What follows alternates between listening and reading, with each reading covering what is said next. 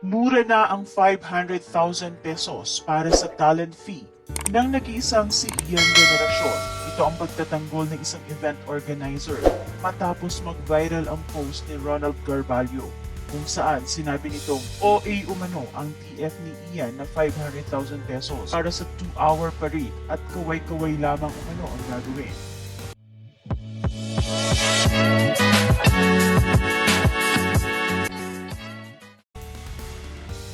Bagaman marami ang bumabatikos kay Ian matapos mag-viral ang 500,000 pesos talent issue, mas marami pa rin ang kampi sa aktor. Deserve umano ni Ian ang ganitong TF dahil isa siyang veteranong aktor. Matagal na siya sa industriya at magpahanggang sa ngayon, siya ay patuloy pa rin tinatangkilik ng mga tao. Ang 500,000 pesos umano para sa 2-hour parade ay hindi malaki kung tutuusin, lalo at magbibilad sa araw ang isang artista. Mas mahirap umano itong gawin kaysa sa isang singer na kakanta ng 3 awitin for 1 million pesos. Dahil ganito na umano ang presyuhan ngayon ng mga artista. Ayon pa sa singer na si Ella Nympha, tama lang umano na may time limit or may oras na nakalagay sa clause ng contract. Dahil ang 2 hours na yan, lalo na pag abusado ang organizer or client, baka umabot umano ng 7 hours. Posible kasing ma-delay o malate yung parade. Ayon pa sa kanya, si Ian Veneracion is one of the OGs sa acting industry. Kaya hindi mo dapat ma-question bakit ganun ang TF niya.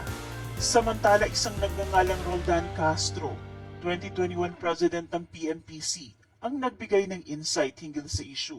Ayon kay Castro, isa siya sa mga nagbubook ng mga events at shows.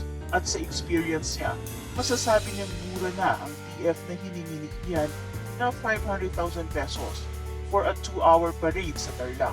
Ganyan na daw talaga ang presyuhan ngayon, kaya't mabilis sumama ng mga singers at artista. Ayon mismo sa kanya, issue pala ngayon ang TF ni Ian Veneracion sa parada. Sa mga gaya ko na nagbubook ng shows at events, mura na yung 500,000 sa TF ni Ian. Tama lang yun sa level ng career niya. Ganyan na talaga ang presyuhan. Super sikat nga, 1.5M pinakamababa. Kung nagpapadagdag man after 2 hours, carry na kasi mas nakakapagod ang parada. Kesa kumanta ka ng 3 songs, 15 minutes tapos na. Mabilis talaga yumaman ng mga sikat na artista at singer ngayon dahil matataas ang presyuhan ngayon. Sa comment section naman ng post na ito ni Castro, marami ang nag-agree.